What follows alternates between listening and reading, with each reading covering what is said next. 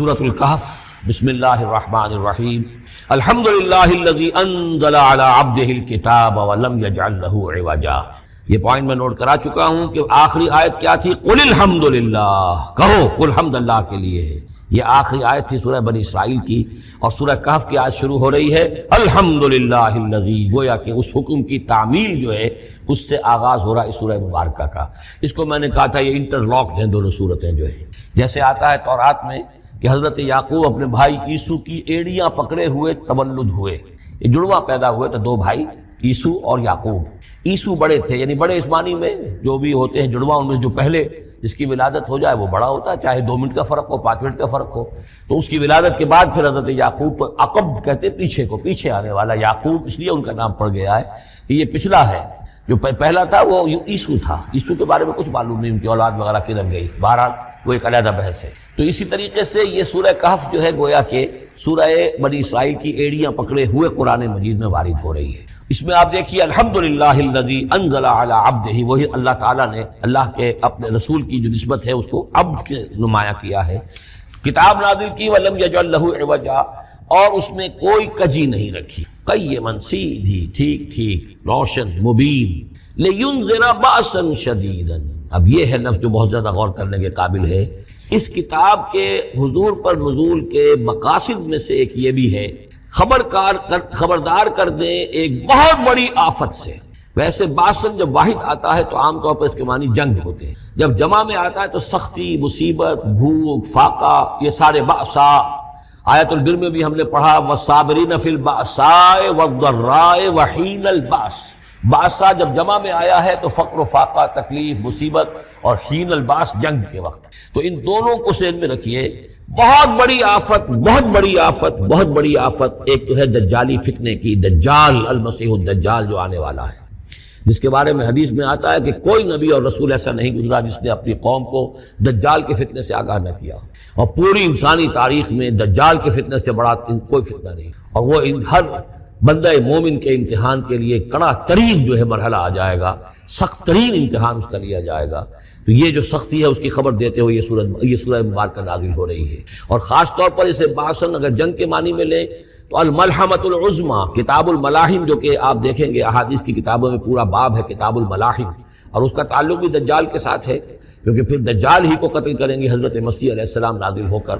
تو یہ سارا مسئلہ جو ہے اس کی خبر دینے کے لیے قیما لینذر بأسا شدیدا من لدنہ، گویا کہ یہ جو احادیث کی کتابوں میں آپ کو حدیث کے ابواب ملتے ہیں، چاہے وہ کتاب الفتن ہو اور چاہے وہ کتاب جو ہے آثار قیامہ ہے، اس طرح کے جتنے بھی ہیں، اور کتاب الملاحم ہے، یہ گویا کہ اس کی شرح ہے لینذر بأسا شدیدا من لدنہ، اور یہ ہوگا بھی خاص اللہ کی طرف سے، یہ آزمائش بھی، یہ دجال کا فتنہ بھی، یہ بہت بڑی جنگ بھی، جس کو آرمگڈون کہتے ہیں، کرسچین جو ٹریڈیشن ہے اس میں اس کے لیے لفظ ہے آرمگڈون، ایک بہت بڑی جنگ ہوگی۔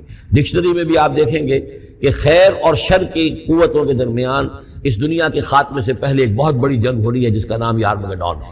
لینذر بأسا شدیدا من لدنہ ویبشر المؤمنین الذین یعملون الصالحات، اور تاکہ بشارت دے وہ ان اہل ایمان کو جو نیک عمل کرتے ہوں، ان لہم اجرا حسنا، کہ ان کے لیے ہوگا بہت اچھا بدلہ، ماکثین فیہ ابدا، اور وہ اس میں رہیں گے ہمیشہ ہمیشہ۔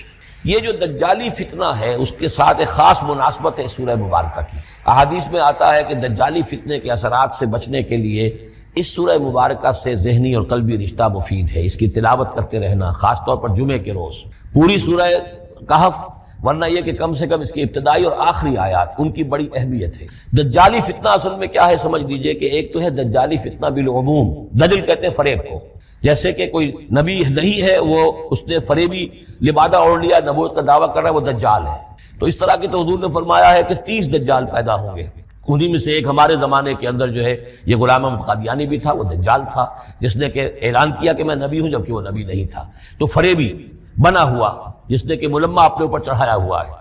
اسی طریقے سے دجالی فتنہ یہ جو ہے اس پوری دنیا میں اس وقت جو فتنہ ہے وہ یہ ہے کہ مادہ پرستی کا اتنا غلبہ ہو چکا ہے ذہنوں کے اوپر، افکار کے اوپر، لوگوں کے نظریات کے اوپر، لوگوں کی اخلاق کے اوپر، لوگوں کے اقدار جو ہیں، ویلیوز جو ہیں اس کے اوپر، کہ وہ آخرت کو بالکل بھول گئے، اللہ کو بھول گئے، اسباب کے اندر گم ہے، مسبب الاسباب سے ظہور ہو گیا، دنیا ہی دنیا ہے، آخرت کو بھولے ہوئے ہیں، مادہ ہی مادہ ہے، روح سے کوئی سروکار ہی نہیں۔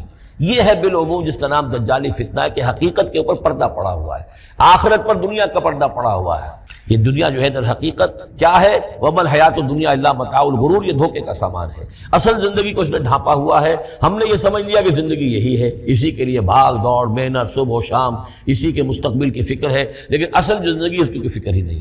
باقی ایک دجال جو ہے جو آئے گا وہ معاملہ احادیث کے اندر بھی بڑی طوالت کے ساتھ ہے، اور اس میں کافی پیچیدگیاں بھی ہیں، بعض چیزیں جو ہیں ایک دوسرے سے کچھ مختلف بھی ہیں، اس میں پھر اہل علم کو بہرحال مطابقت پیدا کرنی پڑتی ہے۔ میں نے جہاں تک اپنی کوشش کی ایک رائے تک میں پہنچا ہوں، لیکن ابھی میں اسے بیان نہیں کر رہا ہوں۔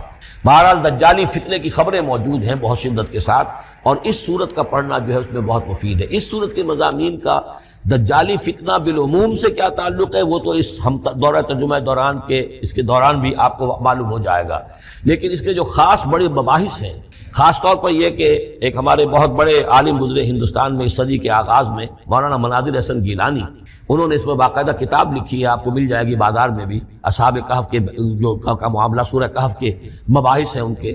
میں نے اس کو اپنی ایک تقریر کے اندر کسی خطاب جمعہ میں سورہ کہف کے مضامین کا خلاصہ بیان کیا تھا، جس کا عنوان ہے دنیا کی حقیقت۔ ظاہر بات ہے تفاصیل زیادہ جو ہیں وہ میرے لیے ممکن نہیں ہے کہ اس دورہ ترجمہ کے دوران بیان کر سکوں۔ وَيُنذِرَ الَّذِينَ قَالُوا اتَّخَذَ اللَّهُ وَلَدًا، اور خبردار کر دے ان لوگوں کو جنہوں نے کہا کہ اللہ نے بیٹا بنایا۔ یہ ساری دجالیت جو ہے اس کی جڑ کیا ہے؟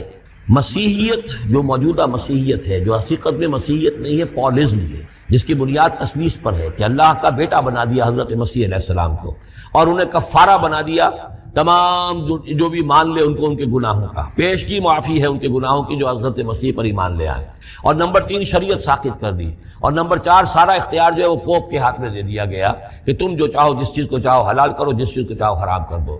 ان چیزوں نے مل کر نفس مذہب کو اس قدر قابل نفرت شے بنا دیا کہ یورپ کے عوام کے اندر مذہب کے خلاف شدید نفرت پیدا ہو گئی۔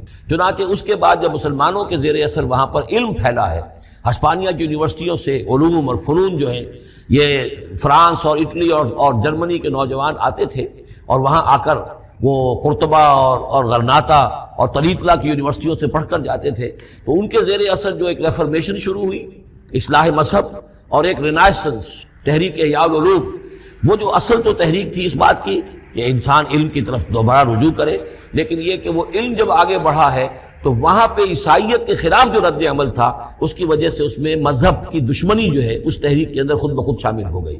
تو مذہب سے بیزاری، روحانیت کا انکار، آخرت سے بالکل بے پرواہی اور اس کا بھی انکار، اور خدا ہے یا نہیں ہے اس سے کوئی سروکار نہیں، یہ جو اس تہذیب کے اصل میں اثرات بنے ہیں سارے، یہ اسی غلطیوں کا یہ اثرات ہیں، نتائج ہیں کہ جو عیسائی مذہب کے اندر جو یہ تحریفات کر کے جو غلطیاں کی گئی ہیں، اس کو یہاں کہا گیا ہے کہ ان لوگوں نے کہ جنہوں نے یہ عقیدہ ایجاد کیا، ما لہم بہ من علم، ان کے پاس اس کے لیے کوئی علمی سند نہیں ہے، ولا لآبائہم، نہ ان کے آباء و اجداد کے پاس کوئی سند تھی، کبرت کلمۃ تخرج من افواہہم، بہت بڑی بات ہے جو ان کے منہ سے نکل رہی ہے، بہت بڑی گستاخی ہے جو یہ اللہ تعالیٰ کی شان میں کر رہے ہیں، ان یقولون الا کذبا، یہ نہیں کہہ رہے مگر جھوٹ، سراسر سیدھا سفید جھوٹ بول رہے ہیں۔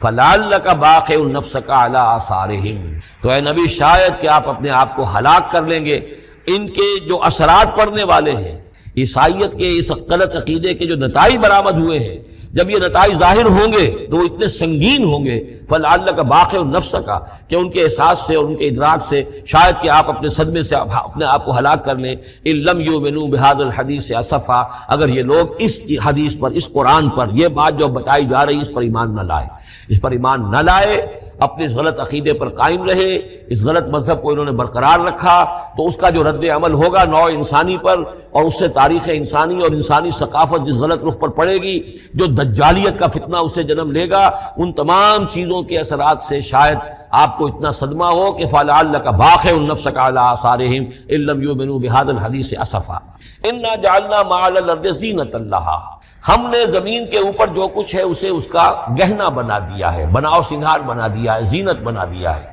یہ آپ نوٹ کر لیجئے، لفظ زینت اور زمین میں اس کی زیبائش اور آرائش، یہ اس سورہ مبارکہ کا عمود ہے، یعنی اس کو اتنا کھبا دیا ہے نگاہوں میں اللہ نے کہ آخرت سے خود بخود انسان غافل ہو جاتا ہے۔ یہ پردہ پڑ گیا ہے، چمک دمک ہے، یہ کاریں ہیں، یہ بلڈنگیں ہیں، یہ کوٹھیاں ہیں، یہ عالیشان عمارتیں ہیں، یہ کیا کوئی اس کی جو یوں سمجھیے پومپ اینڈ شو جو ہے اس وقت دنیا کا، اور ظاہر بات ہے امریکہ میں جا کر دیکھیے تو جو کچھ یہاں دیکھ رہے ہیں اس سے 10 گنا 100 گنا 1000 گنا آپ کو نظر آئے گا، عقلیں دنگ ہو جاتی ہیں۔ نتیجہ کیا نکلتا ہے کہ انسان یہ سمجھتا ہے کہ اصل شے یہی مادہ ہی ہے، اصل ہدایت پہ یہی لوگ ہیں، یہی لوگ ہیں صحیح معنی میں کہ جنہوں نے واقعتاً علم حاصل کیا ہے، لہذا ان کی غلط تہذیب، ان کا غلط تمدن، ان کے تمام غلط ثقافت کے معاملات کے بھی ہم اسی طریقے سے پیروی کر رہے ہیں۔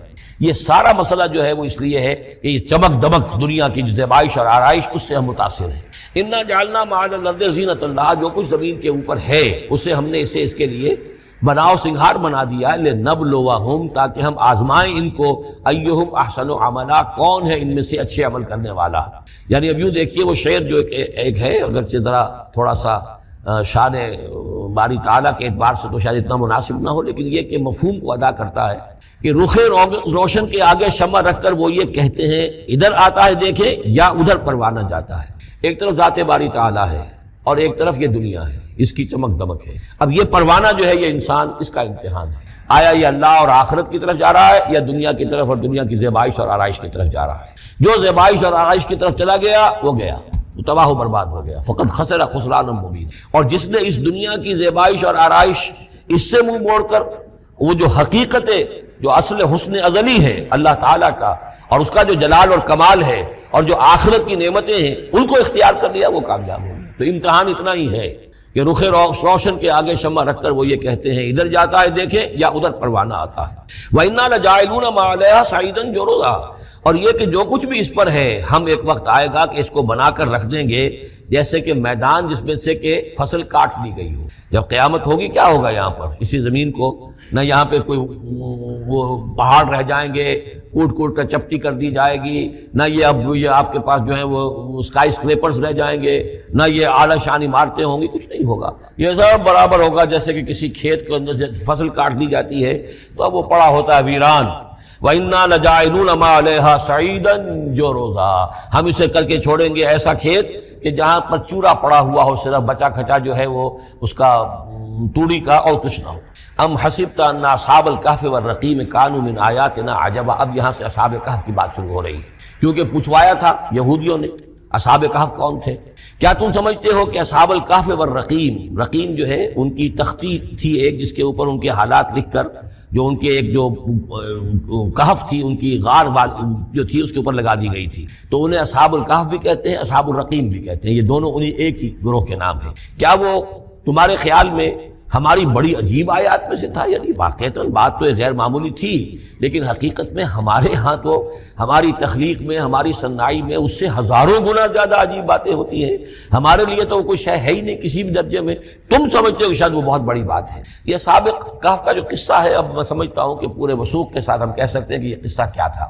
دیکھیے جب حضرت مسیح علیہ السلام آئے ہیں تو یہ پورا علاقہ جو ہے فلسطین کا اور یہاں پہ جو آپ نے تبلیغ کی ہے تو یہ اس وقت رومن امپائر کا ایک حصہ تھا، اگرچہ مقامی طور پر ایک لوکل بادشاہ جو تھا یہودی وہاں پر حکومت کر رہا تھا، لیکن وہ پپٹ تھا، اصل میں تو حکومت جو تھی رومیوں کی، جو رومی تھے بت پرست۔ اور اس کے بعد چونکہ انہوں نے بغاوت کی، حضرت مسیح تو اٹھا لیے گئے سن 30 عیسوی کے آس پاس یا 33 عیسوی کے آس پاس، لیکن اس کے بعد جو ہے ان یہودیوں نے بغاوت کی رومیوں کے خلاف، جس کے نتیجے میں سن 70 عیسوی میں ٹائٹس رومی نے تو ان کی حکومت بھی ختم کی اور بیت المقدس کو برباد کیا، یروشلم کو تباہ کیا، 1,33,000 یہودیوں کو قتل کیا اور ان کو بھیج دیا، نکال دیا وہاں سے باہر۔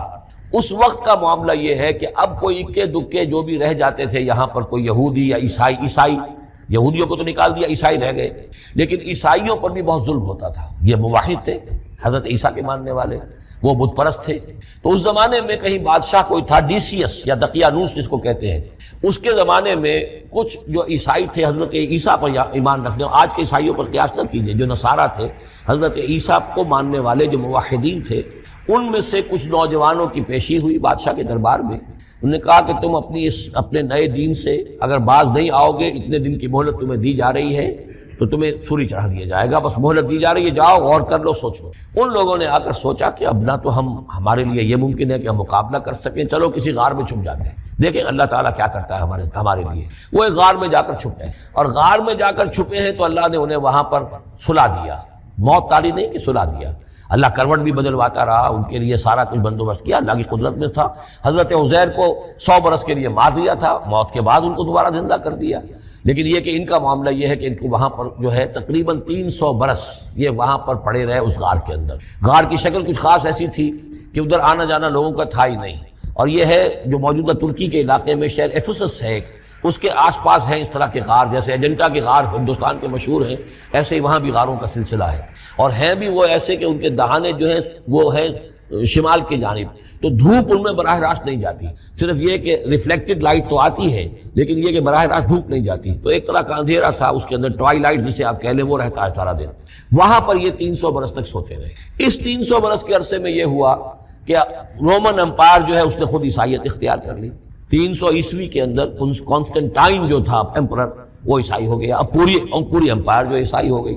اب اس کے زمانے میں اس کے بعد تھیوڈوسیس ہے ایک، 446 عیسوی میں یہ تھا، اس کے زمانے میں اللہ تعالیٰ نے ان لوگوں کو جگایا 300 برس کے بعد۔ اب یہ سمجھ رہے ہیں کہ وہی زمانہ ہے، وہی کفار کی حکومت ہے، وہی مشرکین ہے۔ اب انہوں نے ڈرتے ڈرتے اپنے کسی ایک آدمی سے کہا بھائی جاؤ یہ لے کے سکہ لے کر جاؤ چاندی کا، اور کچھ نہ کچھ کھانے پینے کے لیے لے کر آؤ، دیکھنا لیکن اس طرح ہو کہ ہمارا پتہ نہ چل جائے کہ ہم یہاں چھپے ہوئے ہیں۔ وہاں جو گئے انہوں نے وہ سکہ جو پیش کیا، ان کا یہ سکہ تمہارے پاس کہاں سے آیا؟ یہ تو بہت پرانا سکہ ہے، تو 400 سال پرانا، 300 سال پرانا سکہ کہاں سے لے آئے تمہیں کوئی خزانہ ملا؟ بہرحال اس حوالے سے اب وہ جو ہے وہ پکڑے گئے، ان کی حالت جو ہے وہ جو بات سامنے آ گئی، لیکن جب بات سامنے آ گئی تو اب ان کا بہت وہ عزت کی گئی، اس لیے کہ اب تو جو ان کا مذہب تھا در حقیقت پوری مملکت کا مذہب وہی ہو چکا تھا، تو صورتحال تو تبدیل ہو چکی ہے۔ پھر یہ کہ اس کے بعد تفصیل معلوم نہیں ہے کہ غالباً وہ جا کر اپنی اسی غار میں وہ سو گئے ہیں، یا دوبارہ اللہ نے ان پر وہیں پر بہت تاریک کر دی ہے، اس کا دروازہ بند کر کے اور اس پر ایک تختی لگا دی گئی ہے۔ یہ اصحاب کہف ہے۔ گبن کی جو ہے decline and fall of Roman empire, اس میں بھی یہ 7 سلیپرز، 7 سونے والے، ان کی کہانی موجود ہے۔ یہ چیز جو ہے گویا کہ رومن لٹریچر کے اندر موجود تھی، اس کا جو ذکر موجود تھا، اور قرآن مجید میں یہ امتحاناً سوال کیا گیا حضور سے، تو اس کا جواب دیا گیا کہ یہ 300 برس تک کچھ لوگوں کو سلا دینا یہ اللہ تعالیٰ کے نزدیک تو کوئی بڑی بات نہیں ہے، تمہارے نزدیک ام حسبت ان اصحاب الکہف والرقیم کانوا من آیاتنا عجبا اذ ابى الفتية الى الكهف، جبکہ وہ نوجوان آئے اپنے اس غار میں، فقالوا، اور انہوں نے کہا ربنا آتنا من لدنک رحمتا، پروردگار اب خاص اپنے خزانہ فضل سے ہمارے لیے رحمت کا بندوبست فرما، وہیئ لنا من امرنا رشدا، اور ہمارے لیے ہمارے معاملے کے اندر جو ہے وہ کوئی عافیت کا بندوبست فرما، فضربنا علی اذانہم، تو ہم نے تھپکی دے دی ان کے کانوں پر، فی الکہف سنین عددا، اسی وہ غار کے اندر جو ہے وہ سوتے رہے کئی سال۔ ابھی یہاں اس بات کو نہیں چھیڑا کتنے سال، سنین عددا، متعدد سال وہ سوتے رہے۔ ثم بعثناہم، پھر ہم نے انہیں اٹھایا، لنعلم ای الحزبین احصیٰ لما لبثوا امدا، تاکہ ہم دیکھیں کہ 2 گروہوں میں سے کس کو صحیح معلوم ہے کہ کتنے عرصے وہ وہاں رہے تھے۔ اس کا ذکر آگے آ جائے گا 2 گروہوں سے مراد کیا ہے۔ اور تیسری اہم ترین آیات کیا ہے؟ آیات قرآنیہ۔ ان تینوں میں گہرا ربط ہے، آیات آفاقی، آیات انفسی، آیات قرآنی۔ ان میں تدبر کے ذریعے، غور و فکر کے ذریعے انسان ایمان حاصل کرے، یہ ٹاپ کا ایمان ہے، یہ انٹلیکچوئلز کا ایمان ہے، یہ صدیقین کا ایمان ہے۔ نمبر 2، ایک ایمان ہے عوام کے لیے، اس کے 2 راستے ہیں۔ نمبر 1، صاحب یقین کی صحبت، جس کے اندر یہ ایمان پیدا ہو چکا ہو، آپ اس کے قریب رہیے۔ اگر بھٹی کے سامنے بیٹھیں گے حرارت پہنچے گی، اگر آپ برف کی سل کے قریب ہوں گے ٹھنڈ پہنچے گی۔ صاحب ایمان کی صحبت اختیار کریں گے، ایمان سراغ کرے گا۔ یہ ہے عوام کے لیے صحبت، کونوا مع الصادقین، ان کی صحبت اختیار کیا۔ تیسرا ذریعہ ہے جو ہمارے لیے خاص طور پر جو مسلمان پیدا ہوئے ہیں۔ اب ایک بچہ ہے 7 سال کا، آپ نے نماز پڑھنے کی عادت ڈال دی، پڑھ رہا، اگرچہ غیر شعوری عمر سے شروع کر دیا، اس کو روزہ رکھتا ہے، 9 برس کا ہو گیا روزہ رکھنا شروع کیا۔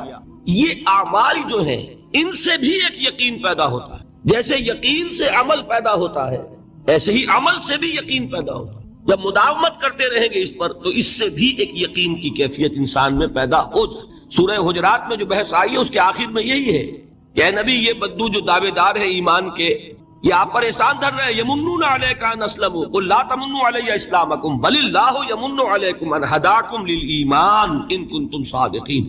یہ آپ پر احسان دھر رہے ہیں کہ ایمان لے آیا، نبی ان سے کہیے مجھ پر اپنے ایمان کا کوئی احسان نہ دھرو، اپنے اسلام کا، بلکہ اللہ تم پر احسان دھرتا ہے کہ اس نے تمہیں ایمان کے راستے پر ڈال دیا ہے۔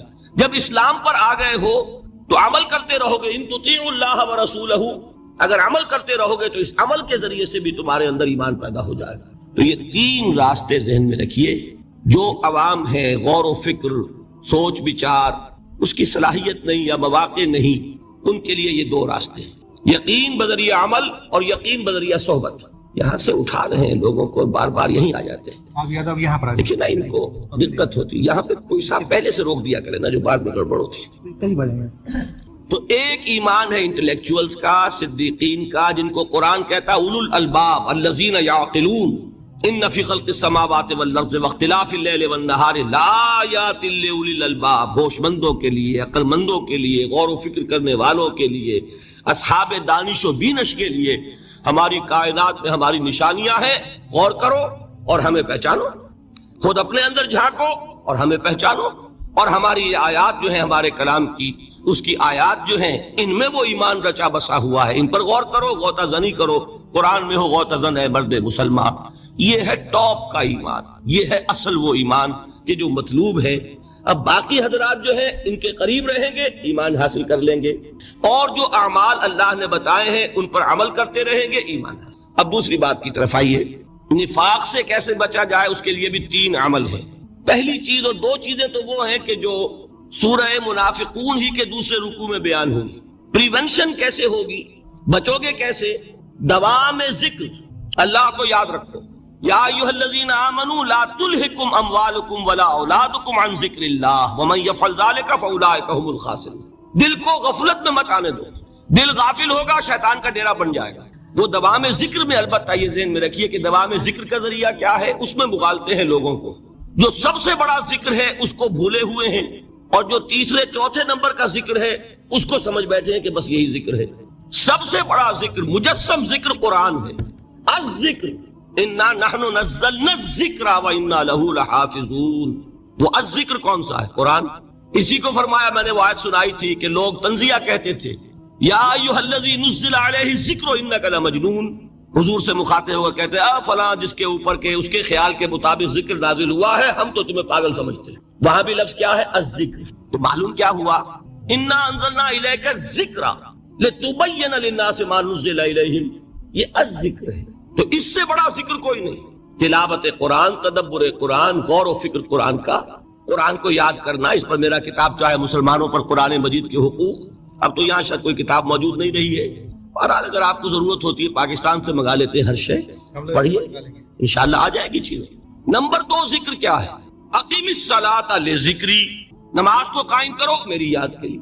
یہ ذریعہ ذکر میں، وہ تو ہے ہی مجسم ذکر، اور یہ ذریعہ ذکر میں سب سے اہم ہے۔ یہ عملی ذکر بھی ہو رہا ہے اور قولی بھی ہو رہا ہے۔ سورہ فاتحہ پڑھی آپ نے، قرآن شریف کی کچھ آیات پڑھی، پھر رکوع کیا۔ یہ رکوع جو ہے یہ آپ کا عملی ذکر ہے کہ آپ نے اپنے وجود سے اللہ کی عظمت کو تسلیم کیا، پھر آپ سجدے میں گرے، یہ آپ کا عملی ذکر ہے کہ اپنے وجود سے آپ نے اللہ کی عظمت کو اور تسلیم کیا۔ تیسری چیز ہے مسنون دعائیں اور مسنون اذکار، جو حضور سے ثابت۔ ہمارے ہاں کیا ہو گیا، مجھے فلاں بزرگ نے یہ چیز بتائی ہے، وہ تو پڑھتے چلے جا رہے ہیں، نہ قرآن سے دلچسپی، نہ اذکار مسنونہ سے دلچسپی، ادعیہ معصورہ۔ آپ غور کریں گے کہ زندگی کے ہر عمل کے لیے حضور کی دعا موجود ہے۔ صبح اٹھے دعا ہے، آنکھ کھلتے بیت الخلاء میں داخل ہونے لگے دعا ہے، نکلے دعا ہے، وضو کرنے بیٹھے دعا ہے، فارغ ہوئے دعا ہے، مسجد کے لیے گھر سے نکلے دعا ہے، مسجد میں داخل ہوئے دعا ہے، مسجد میں تو ہے ہی ذکر، نماز ہے، تلاوت ہے، باہر نکلے دعا ہے، گھر میں داخل ہونے لگے پھر دعا ہے، سواری پر سوار ہو رہے ہیں دعا ہے، اتر رہے ہیں دعا ہے، شیشہ دیکھ رہے ہیں دعا ہے، کپڑے پہن رہے ہیں دعا۔ زندگی کا کوئی عمل نہیں یہاں تک کہ جو تعلق زن و شو ہے، جس کو کہ خالص حیوانی بات سمجھا جائے گا، اس کے لیے بھی دعا ہے۔ غفلت میں وہ کام بھی نہیں کرتا، سمجھ رہے ہیں آپ؟ اب آپ غور کیجئے، اس میں کوئی اضافی وقت نہیں لگا، کوئی اضافی پوسچر اختیار نہیں کیا آپ نے، یوں بیٹھو، اس طرح بیٹھو، یوں کرو، کوئی آپ کا وقت اضافی نہیں لگا، جو کام کر رہے ہیں اور آپ اللہ کو یاد کر رہے ہیں، اور وہ اللہ کی یاد اس کام کی مناسبت سے ہے۔ ان ادعیہ معصورہ سے دو تعلق جڑ گئے انسان کے۔ دعا کس سے کر رہے ہیں؟ اللہ سے، جڑا کہ نہیں؟ اور یہ الفاظ کس کے ہیں؟ محمد رسول اللہ کے۔ تو آپ کے دو تعلق جڑ گئے۔ آپ اپنی جی سے گھڑ کر دعا مانگیں گے تو پہلا تعلق تو ہو جائے گا، دوسرا نہیں ہوگا۔ بہتر سے بہتر دعا مانگ لیں آپ، لیکن حضور سے جو معصور اور مسنون الفاظ جب آپ زبان سے نکالتے ہیں تو آپ کا تعلق اللہ سے بھی ہوا بذریعہ دعا، اور وہ الفاظ چونکہ حضور کے ہیں صلی اللہ علیہ وسلم تو حضور کے ساتھ ہوا۔ یہ تیسرا درجہ ہے۔ چوتھے درجے میں مانتا ہوں کہ ایک ہوتی ہے خاص کسی شخص کے امراض کی تشخیص کرنے کے بعد تجویز۔ کوئی اگر طبیب ہے، ماہر طبیب روحانی، وہ آپ کو دیکھے گا تو اندازہ لگائے گا کہ آپ میں کیا کمی ہے، اس کے مطابق آپ کو ذکر بتائے گا، بھئی فلاں آیت کا مراقبہ کیا کرو۔ کسی میں بزدلی ہوتی ہے، کسی میں مال کی محبت زیادہ ہوتی ہے، کسی میں توکل کی کمی ہے، کسی میں شہرت کی خواہش ہے، نمایاں ہونے کا جذبہ ہے، کسی میں تکبر ہے۔ سب کا ایک سا برس تو نہیں ہوتا نا۔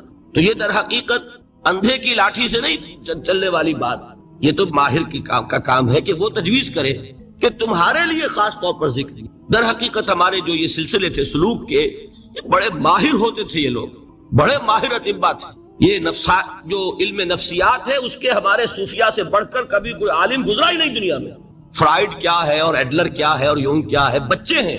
ہمارے صوفیاء اکرام نے جس طرح انسان کی نفسیات کو سمجھا اور وہ ان کی مناسبت سے تجویز کرتے تھے، لیکن اس کو رکھا جائے گا چوتھے نمبر پر۔ جیسے مولانا احمد علی صاحب فرمایا کرتے تھے، بھائی اس آیت کا مراقبہ کیا کرو۔ مراقبہ کیا مانی؟ اب ان الفاظ کو بھی ہم نے خام خواہ کچھ خاص ایک شکل دے دی۔ مراقبہ کیا؟ توجہ کرنا، دھیان کرنا، خاص اس آیت کے اوپر، اس کے معانی پر اپنے ذہن کو جمانا۔ وہ کیوں ہے؟ تاکہ آپ کے اندر جو کمی ہے اس کی تلافی اس سے ہو۔ لیکن یہ کہاں آئے گا؟ چوتھے نمبر۔ سمجھ گئے؟ تو نفاق سے بچنے کا ذریعہ، پریونشن کیا ہے نفاق سے؟ دوام ذکر۔ نہ تمہیں تمہاری اولاد، نہ تمہارے اموال، نہ تمہاری تجارت، نہ کاروبار اللہ کے ذکر سے غافل نہ کر سکے۔ پنجابی میں کہتے ہیں کہ ہتھ کارول اور دل یار ول۔ کام کر رہے ہیں آپ، لیکن یہ کہ دل اللہ کے ساتھ لگا ہوا ہے، زبان تر ہے اللہ کی یاد سے۔ جو قرآن یاد ہے، گاڑی میں آپ بیٹھے جا رہے ہیں، 2 گھنٹے آپ کو کار میں لگانے ہیں، قرآن شریف پڑھتے جائیے، اس سے بڑا ذکر ہی کوئی نہیں۔ یہ ہے پریونشن۔ اب اگر مرض ہو جائے تو کیا؟ اس کے لیے 2 چیزیں ضروری ہیں۔ ایک دیکھیے عجیب ہے، یہ نفاق کا علاج انفاق سے، صرف ایک الف لگانا۔ انفاق کے معنی اور یہ بنا ہے کس سے؟ نفقت الدراہم، پیسے ختم ہو گئے، مک گئے، یا نفق الفرس، گھوڑا مر گیا۔ تو مال کو کھپانا، لگانا اللہ کی راہ میں۔ اگر دل میں نفاق کی کوئی آلائش آئی ہے تو اس کا ازالہ ہوگا انفاق فی سبیل اللہ۔ مال اللہ کی راہ میں دیجئے، صدقہ کیجئے، خیرات کیجئے، دیجئے، اللہ کے دین میں لگائیے۔ جتنا لگائیں گے نفاق دھل جائے، اس لیے کہ اصل سبب نفاق کا ہے ہی حب دنیا، دنیا کی محبت۔ لہذا اس کا ازالہ ہوگا جو سب سے محبوب شے ہے، مال۔ انہ لحب الخیر لشدید، مال محبوب ترین ہے کہ نہیں؟ لہذا اس کو اللہ کی راہ میں لگائیں گے تو وہ نفاق دھل جائے گا۔ اور ایک اور چیز ہے جو بہت اہم ہے، بہت ہی شعوری طور پر اس کا اہتمام کیجئے۔ جس وقت دین کے کسی فرض کی انسان کو سمجھ آ جائے، اس کا شعور پیدا ہو جائے، پھر ڈیلے نہ ہو۔ ذرا سا ڈیلے جو ہے اس پر عمل کرنے میں، یہ در حقیقت نفاق کو جڑ پکڑنے کا موقع دینا ہے۔ Immediate action. ایک بات سمجھ میں آ گئی، فوراً عمل۔ اس میں شیطان کیا کرتا ہے؟ ذرا ٹھہر جاؤ، ابھی دیکھو یہ فرض ہے، یہ ذمہ داریاں ہیں، یہ کرنا ہے، اور پھر لگا دینا اپنے آپ کو۔ بہت سے لوگ کہتے ہیں بس یہ ریٹائرمنٹ کے بعد تو سارا میں دین کے لیے وقف کر دوں گا۔ اول تو خدا کے بندے تمہارے اندر رہ کیا جائے گا ریٹائرمنٹ کے بعد؟ سارا تو کھپ چکو گے، رہ کیا جائے گا؟ دوسرے یہ کہ یہ بھی جان لیجئے کہ کار دنیا کسے تمام نہ کر، ریٹائرمنٹ کے بعد کون فارغ ہو جاتا ہے؟ بیٹوں بیٹیوں سے فارغ ہوئے تو پوتے پوتیاں موجود ہیں، نواسے نواسیاں موجود ہیں، کبھی بھی وہ بوجھ ختم نہیں ہوتا زندگی کا۔ وہ تو یہ کہ آج بات سمجھ میں آئی ہے تو آج عمل ہونا چاہیے۔ قرآن مجید میں سورہ انعام میں بڑی شدید وعید آئی ہے، الفاظ ہیں یہ وَنُقَلِّبُ أَفْئِدَتَهُمْ وَأَبْصَارَهُمْ كَمَا لَمْ يُؤْمِنُوا بِهِ أَوَّلَ مَرَّةٍ۔ انسان پر ایک حقیقت کا انکشاف ہوا کہ یہ بات حق ہے، فوراً تسلیم کرے۔ کسی مصلحت کی وجہ سے، کسی بزدلی کی وجہ سے، کسی لالچ کی وجہ سے، کسی اپنی سیادت یا قیادت کی وجہ سے، کیسے مان لوں؟ لوگ کہیں گے کہ یہ نیچے ہو گیا، وہ اونچا ہو گیا، جس کی بات مانی، کسی وجہ سے رک گئے تو اللہ تعالیٰ اندر سے وہ جو استعداد ہے حق کو پہچاننے کی وہ سلب کر لیتا ہے۔ وَنُقَلِّبُ أَفْئِدَتَهُم وَأَبْصَارَهُم، ہم الٹ دیں گے ان کے دلوں کو بھی اور ان کی آنکھوں کو بھی۔ کیوں؟ كَمَا لَمْ يُؤْمِنُوا بِهِ أَوَّلَ مَرَّةٍ، اس لیے کہ وہ پہلی مرتبہ جب انکشاف حق ہوا ہے وہ ایمان نہیں لایا۔ اس کا میں ایک واقعہ آپ کو سنانا چاہتا ہوں کہ کس طرح صحابہ کرام پر بھی وقتی طور پر یہ واقعہ اگر صحابہ کرام کا نہ ہوتا تو یہ حقائق سمجھ میں نہ آتے. غزوہ تبوک کے موقع پر یہ میں جملہ انکمپلیٹ رہ گیا، ضعف ایمان کا حملہ ہو جاتا تھا، نفاق کا نہیں معاذ اللہ. لیکن ضعف ایمانی کی اگلی منزل شروع ہو جاتی ہے نا نفاق. یہاں جھوٹ بولنا شروع کیا نفاق، جھوٹی قسمیں کھانی شروع کی سیکنڈ سٹیج، اور جہاں مومنین صادقین سے بغض اور عداوت پیدا ہو گیا وہ تھرڈ سٹیج. تو وہ ضعف ایمان کا کیسے ہوتا ہے یہ حضرت کعب ابن مالک نے بڑی تفصیل سے بیان کیا ہے. غزوہ تبوک کے موقع پر جہاں منافقین نے آ کر جھوٹے بہانے بنائے، جھوٹی قسمیں کھائیں اور حضور سے ایگزمپشن لے لی، چھٹی لے لی، رخصت لے لی، وہاں 3 ایسے صحابہ بھی تھے جو مومن صادق تھے، لیکن وقتی طور پر شیطان نے انہیں ورغلایا. کیسے ورغلایا وہ سمجھ لیجیے. کعب ابن مالک نے تفصیل سے بیان کیا ہے، اور میرے نزدیک یہ جہاں تک میرا مطالعہ ہے طویل ترین حدیث ہے، بخاری اور مسلم میں بھی موجود ہے. حضور جب واپس آئے ہیں اور اب آپ نے ایک ایک کو بلایا، جن لوگوں نے تو پہلے جھوٹی قسمیں کھا لی تھی ان کو تو بلانے کی ضرورت نہیں تھی، لیکن کچھ لوگ ایسے بھی تھے کہ جنہوں نے ایگزمپشن بھی نہیں لی تھی اور گئے بھی نہیں تھے. اب ان کو آپ نے ایک ایک کر کے پیشی ہوئی. آپ کیوں نہیں گئے تھے؟ تو اب جو منافقین تھے ان میں سے انہوں نے اس موقع پہ جھوٹی قسمیں کھا لی. خدا کی قسم حضور ہم تو بالکل تیار تھے، پوری میں نے تیاری بھی کر لی تھی، پورا ارادہ تھا، یہ وقتی طور پر یہ مصیبت مجھ پر آ پڑی. جس نے قسم کھائی انہوں نے کہا اچھا ٹھیک ہے جائیے. کعب ابن مالک کی باری آئی تو ان کے الفاظ اپنے یہ کہ جب میں پیش ہوا تو حضور کے چہرے مبارک پر ایک غصے والی مسکراہٹ تھی. زہر خند کہتے ہیں، ایک مسکراہٹ ہے لیکن غصے کے ساتھ، غضبناک. آپ فرمائیے آپ کیوں نہیں گئے؟ حضرت کعب یہ فرماتے ہیں کہ میں نے عرض کیا کہ حضور زبان میرے پاس بھی ہے، جھوٹ میں بھی بول سکتا ہوں، لیکن جھوٹ بول کر میں اس وقت آپ کی ناراضگی سے تو بچ جاؤں گا لیکن اللہ کے پکڑ سے نہیں بچ سکوں گا. میں اعتراف کرتا ہوں کہ جتنا صحت مند میں اس زمانے میں تھا کبھی نہیں تھا، جتنا فارغ البال اس وقت تھا کہ میرے پاس ساز و سامان موجود تھا راستے کے لیے، اتنا میں کبھی نہیں تھا. لیکن ہوا کیا؟ ہوا یہ کہ مجھے میرے نفس نے، شیطان نے پٹی پڑھائی. وہ پٹی کیا پڑھائی کہ حضور تو 30,000 کے لشکر کے ساتھ چلیں گے تو لشکر تو سلولی موو کرے گا نا، تمہارے پاس بڑی تکڑی، بڑی توانا صحت مند اونٹنی ہے، تم ذرا 2 دن بعد چلنا تیزی کے ساتھ اور حضور سے مل جانا.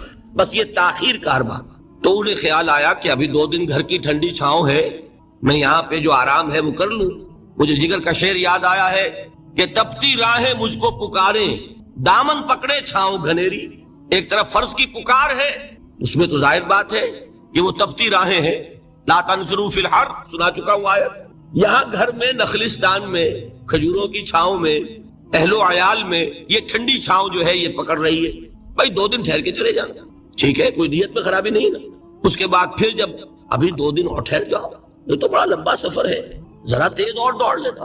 تو فرماتے ہیں کہ حضور میں اسی طریقے سے تاخیر و تعویق میں پڑا رہا، یہاں تک کہ ایک روز اچانک مجھ پر یہ چیز منکشف ہوئی کہ تو میں چاہے کتنا بھی تیز چل لوں میں آپ سے نہیں مل سکتا، میرے اعصاب ڈھیلے ہو گئے. اس طرح میں محروم رہ گیا. حضور نے بائیکاٹ کا حکم دیا صحابہ کو. 3 صحابہ تھے ایسے، 2 اور تھے جنہوں نے اسی طریقے سے اعتراف کیا. حضور نے حکم دے دیا کوئی ان سے گفتگو نہ کرے. سوشل بائیکاٹ بڑی سخت سزا تھی جو دی گئی ہے، اس کی بڑی تفاصل ہے. اللہ تعالیٰ شوق دے تو وہ حدیث پوری پڑھی ہے. میں نے تو 2 جمعوں میں ایک مرتبہ صرف اس ایک حدیث کو بیان کیا تھا. شاید کہیں کیسٹس ہوں میرے ہاں، ہمارے نمبر کوئی مجھے یاد نہیں ہے، لیکن یہ بڑی عجیب حدیث ہے. لیکن اس میں جو اصل سبق ہے وہ کیا ہے؟ اس طریقے سے شیطان لے تو لال، تاخیر، تعویق، ابھی کیا جلدی ہے، ذرا اس کام سے فارغ ہو لو، ذرا پھر ترافی کر لینا، ذرا زیادہ زور سے کام کر لینا. یہ وہ چیز ہے کہ جو وہ تو خیر صحابی تھے، بچ گئے. اگر وہاں جھوٹی قسم بھی کھا دیتے تو گئے تھے. یہ تو اتنا ہی ہے نا، مردی و نامردی قدم فاصلہ دارت. اس میں تو یہی ہے کہ ذرا ایک جھوٹی قسم کھا دیتے، جھوٹے بہانہ بنا دیتے تو اب ضعف ایمان نہ رہتا، وہ نفاق کی سرحد شروع ہو جاتی. وہ اللہ تعالیٰ نے ان کو بچایا. لیکن یہ کہ ہم کیسے بچیں گے اگر ہم نے یہ روش اختیار کی؟ لہذا 3 کام. دوام ذکر نمبر 1، اس کی میں شرح کر چکا ہوں. 4 اذکار یاد کر لیجئے گا ان کو، ورنہ کیا فائدہ. نمبر 2 انفاق فی سبیل اللہ، نفاق کا علاج انفاق. نمبر 3 یہ عادت اپنے اندر پیدا کیجئے شعوری طور پر کہ جب ایک حقیقت واضح ہو جائے فوراً اعتراف کہ ہاں بھائی بات ٹھیک ہے. یا جب ایک فرض کا احساس ہو جائے فوراً اس کی ادائیگی کے لیے آغاز. تاخیر و تعویق ہے کہ جس سے پھر نفاق کو موقع ملے. اللہ تعالیٰ مجھے اور آپ کو حقیقی ایمان عطا فرمائے اور نفاق سے بچائے رکھے. اب آئیے حقیقت و اقسام شرک پر. دیکھیے ہر شخص یہ جانتا ہے کہ اسلام دین توحید ہے، ایک لفظ میں اگر کہیں گے تو اسلام کا سب سے بڑا وصف، سب سے بڑی علامت توحید۔ وہ جو اقبال نے کہا کہ توحید کی امانت سینوں میں ہے ہمارے، آسان نہیں مٹانا نام و نشاں ہمارا، تو توحید ہے۔ توحید کی ضد ہے شرک، ٹھیک؟ اس سے میں ایک نتیجہ نکالتا ہوں، کوئی مسلمان جان بوجھ کر مشرک نہیں ہو سکتا، یہ میرا نتیجہ ہے۔ جان بوجھ کر مشرک نہیں ہو سکتا، وہ شرک میں مبتلا ہوگا تو ناسمجھی میں ہوگا، نادانی میں ہوگا، وہ اسے شرک نہیں سمجھے گا۔ یہ ممکن نہیں ہے کہ کوئی مسلمان ہو، گیا سے گیا مسلمان، گزرا سے گزرا مسلمان، گھٹیا سے گھٹیا مسلمان، لیکن وہ شرک کو شرک سمجھتے ہوئے اس پہ آلودہ ہوتا کیا سمجھ میں نہیں آتا کہ شرک۔ تو ضرورت بہت ہے کہ ہم یہ پہچانے کہ یہ شرک ہے کیا۔ دوسری بات یہ جان لیجئے، ہمارے دین میں ناقابل عفو جرم کون سا ہے؟ دو مرتبہ بیان فرمایا گیا سورہ نساء میں صرف، ان اللہ لا یغفر ان یشرک بہ ویغفر ما دون ذلک لمن یشاء۔ اللہ تعالیٰ اسے تو ہرگز نہیں بخشے گا کہ اس کے ساتھ شرک کیا جائے، ہاں اس سے کم تر جس کو چاہے گا معاف فرما دے گا۔ نوٹ کر لیجئے، اس کی بھی اندر بھی اوپن لائسنس نہیں ہے کہ بقیہ سارے گناہ لازماً معاف کر دے گا، یہ نہیں ہے۔ اس سے تو آپ میں جرت پیدا ہو جائے گی، باقی سب کیے جاؤ، یہ نہیں۔ جس کو چاہے گا بخش دے گا، لیکن امید ضرور دلا دی کہ شرک سے کم تر کوئی گناہ ہو تو اس کی بخشش کی بغیر توبہ کے اللہ تعالیٰ نے امید دلائی۔ توبہ سے تو شرک بھی معاف ہو جائے گا، اس سے مراد کیا ہے؟ بغیر توبہ کے۔ اللہ تعالیٰ نے فرمایا کہ اور گناہوں کے بارے میں تو امید کی جا سکتی ہے، لیکن شرک کے بارے میں ہرگز نہیں۔ اہمیت واضح ہو گئی۔ مزید نمبر 3، اس شرک کی ہماگیریت کا عالم یہ ہے کہ سورہ یوسف کی آیہ مبارکہ ہے، وَمَا يُؤْمِنُ أَكْثَرُهُمْ بِاللَّهِ إِلَّا وَهُمْ مُشْرِكُونَ۔ انسانوں کی اکثریت کا حال یہ ہے کہ وہ اللہ پر ایمان نہیں رکھتے مگر کسی نہ کسی قسم کے شرک کے ساتھ۔ یہ یونیورسلٹی ہے اس کی کہ اللہ کو بھی مان رہے ہیں لیکن کسی نوع کا شرک جو ہے وہ بھی لگا رکھا ہے۔ وَمَا يُؤْمِنُ أَكْثَرُهُمْ بِاللَّهِ، انسانوں کی اکثریت کا حال یہ ہے کہ وہ ایمان نہیں رکھتے اللہ پر، الا وہم مشرکون، مگر یہ کہ کوئی نہ کوئی شرک بھی کرتے ہیں۔ چوتھی بات یہ سمجھیے کہ شرک ہر دور میں بھیس بدل کر آتا ہے۔ یہ ضروری نہیں ہے کہ شرک کی جو قسمیں آج سے 200 برس پہلے تھی صرف وہی آج بھی رہے۔ ہو سکتا ہے کہ بالکل نئی شکلیں اس شرک نے اختیار کر لی۔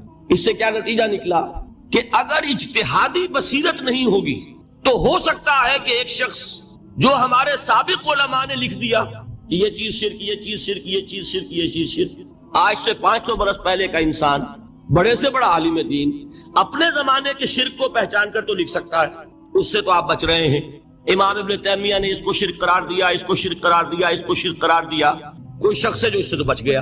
امام صاحب کی دی ہوئی بصیرت سے اس نے ان جو اقسام ہے شرک کی ان کو پہچان لیا، لیکن یہ عین ممکن ہے کہ آج کے شرک کو وہ نہ پہچان رہا ہو، اپنی جگہ وہ سمجھ رہا ہو اپنے آپ کو بہت بڑا موحد، جبکہ اس دور کا جو شرک ہے اس میں ملوث ہو۔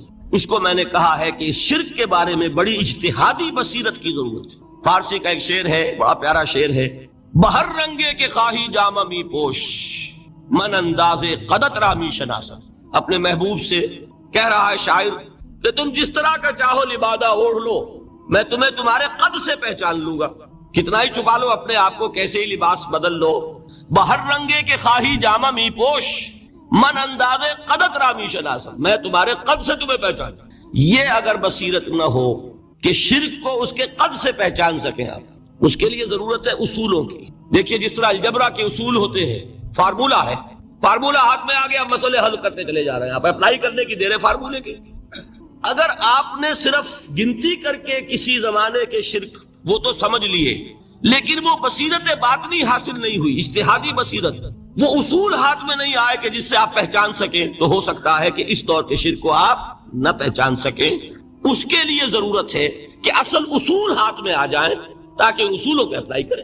ایک بات مجھ سے اور سن لیجئے، میرا اپنا یہ تاثر ہے، ہمارے دین میں خیر، بھلائی، نیکی، چاہے وہ نظریے کی ہو، علم کی ہو، عقیدے کی ہو، عمل کی ہو، اخلاق کی ہو، وہ سب کیا ہے؟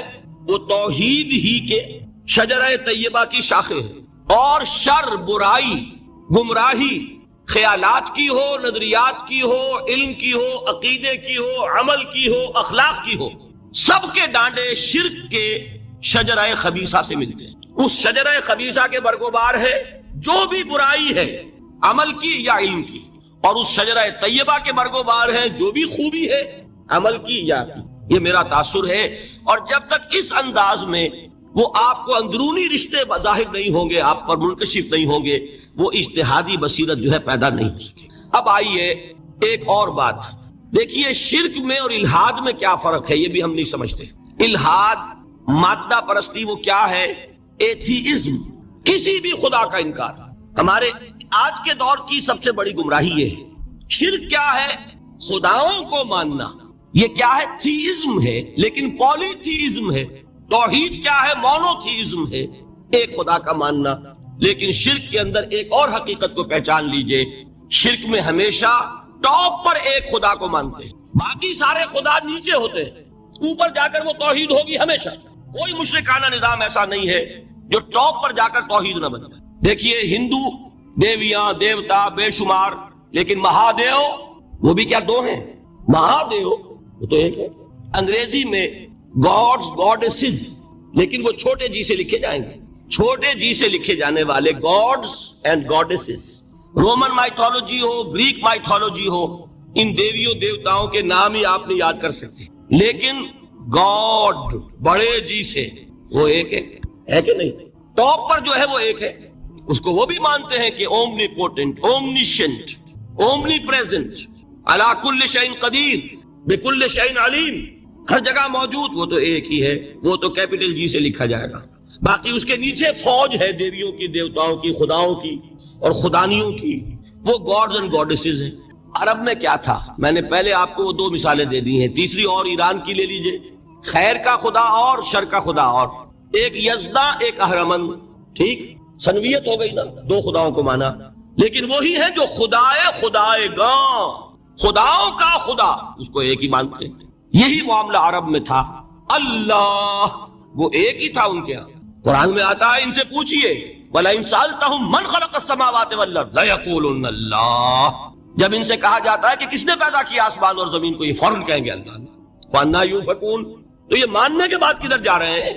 وہ کیا کہتے تھے کہ وہ بڑا اللہ تو ایک ہی ہے، لیکن چھوٹے آلہہ ہیں۔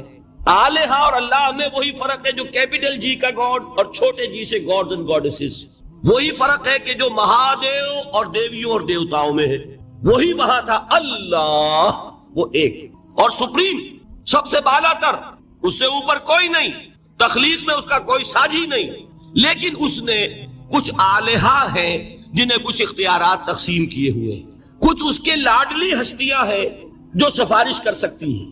بس یہ شرک تھا مشرکین مکہ کا، بات سمجھ رہے ہیں؟ اس کا جائزہ لیں گے تو آپ کو، اور جو آج شرک کی اقسام میں بیان کروں گا اس کو ہاتھ میں لیں گے تو کسی موحد کا تلاش کرنا مشکل ہو جائے گا۔ ڈھونڈ اب ان کو چراغ رخ زیبا لے کر، آج جن کا نام مسلمان ہے ان کی اکثریت کسی نہ کسی نوع کے شرک میں مبتلا ہے۔ اب آئیے اقسام شرک۔ اقسام شرک میں بھی وہی کیفیت ہے جو نفاق کے بارے میں نے عرض کی تھی کہ ایک تقسیم یہ ہے جو علماء نے کی ہے، ایک ہے عقیدے کا نفاق، ایک ہے عمل کا نفاق۔ اسی طرح ایک ہے عقیدے کا شرک، ایک ہے عمل کا شرک۔ عقیدے میں نہیں ہے، عمل میں ہے۔ ایک تقسیم آپ نے سنی ہوگی شرک جلی، شرک خفی، ایک ہے ننگا شرک، کھلم کھلا شرک، ایک ہے چھپا ہوا شرک جو نظر نہیں آتا۔ لیکن ایک مغالطہ اپنے دل سے نکال دیجئے، بعض لوگ شرک خفی کو شرک نہیں سمجھتے، یہ بہت بڑی غلطی ہے۔ اگر وہ شرک نہ ہوتا تو حضور اسے شرک نہ کہتے، کوئی اور لفظ، عربی زبان کا دامن جو ہے محدود نہیں ہے، پھر اس کے لیے کوئی اور لفظ اختیار فرمایا جاتا ہے وہ شرک۔ لیکن ایک شرک ہے جلی جو نمایاں ہے، نظر آ رہا، ایک ہے شرک خفی جو نظر نہیں آ رہا، اور وہ کتنا خفی ہو سکتا ہے اس کی ایک مثال دی حضور نے۔ شرک خفی اتنا خفی ہو سکتا ہے، ذرا مبالغہ دیکھیے جو حضور نے بات کو سمجھانے کے لیے مثال میں جو مبالغہ اختیار فرمایا۔ ایک سیاہ اندھیری رات میں ایک سیاہ پتھر پر ایک سیاہ چیونٹی کو رینگتے ہوئے دیکھنا جتنا مشکل ہے، اتنا ہی شرک خفی کا پہچاننا مشکل ہے۔ بتائیے، آپ نے فرمایا انا افصح العرب، میں عرب کا فصیح ترین انسان ہوں، اس سے آگے کوئی مثال دی جا سکتی ہے؟ اندھیری رات، تاریک رات، پتھر سیاہ، چیونٹی سیاہ، کون دیکھ سکتا؟ جتنا اس کو دیکھنا ناممکن ہے اتنا ہی شرک خفی کا پہچاننا مشکل ہے۔ گویا کہ اس سے تو اللہ ہی بچائے گا تو انسان بچے گا۔ ایک آخری بات تمہیداً اور عرض کر دوں، پھر میں چلوں گا اقسام پر۔ میری جو باتیں آپ کے سامنے آئی اس سے ایک منطقی نتیجہ نکلتا ہے کوئی شخص اگر حقیقتاً شرک سے بچ جائے، واقعتاً شرک سے بچ جائے، ہر قسم سے بچ جائے، اس سے بھی اوپر کوئی انسان ہوگا؟ گویا کہ یہ آخری منزل ہے، یا یوں کہیے کہ جس شخص کے بارے میں اللہ تعالیٰ یہ مان لے کہ میرا یہ بندہ شرک سے بری ہے، اس سے بڑی سند کوئی ہے؟ دی ہائیسٹ ٹیسٹیمونیل، سب سے بڑی سند، سب سے بڑی تعریف جو بندے کی ہو سکتی ہے وہ کیا ہے؟ یہ مشرک نہیں۔ یہی وجہ دیکھیے آپ قرآن مجید میں حضرت ابراہیم کے ذکر میں دیکھیں گے، ابراہیم کا مقام کیا ہے؟ خلیل اللہ، ابو الانبیاء، امام الناس، تین نسبتیں ہیں، تینوں بڑی عظیم۔ اللہ کے ساتھ نسبت کیا ہے؟ خلیل، واتخذ اللہ ابراہیم خلیلا۔ ابو الانبیاء، کتنے نبی ہیں ان کی نسل میں؟ اسحاق اور اسماعیل سے چلیے، پھر یعقوب اور یوسف، اور پھر چلیے موسیٰ اور ہارون، اور پھر چلیے سارے انبیاء بنی اسرائیل کے، حضرت عیسیٰ، پھر یہاں تک کہ محمد الرسول اللہ کس کی اولاد ہے؟ ابراہیم کی، ابو الانبیاء۔ اور نمبر 3، انی جاعلک للناس اماما، امام الناس۔ اور قرآن میں جو سب سے بڑی سند انہیں دی جاتی ہے وہ کیا؟ وما کان من المشرکین، تو ابراہیم مشرکین میں سے نہیں تھے۔ معلوم ہوا کہ یہ سب سے بڑی سند ہے، سب سے بڑا سرٹیفکیٹ ہے، سب سے بڑا ٹیسٹیمونیل ہے جو اللہ کی طرف سے کسی کو مل جائے۔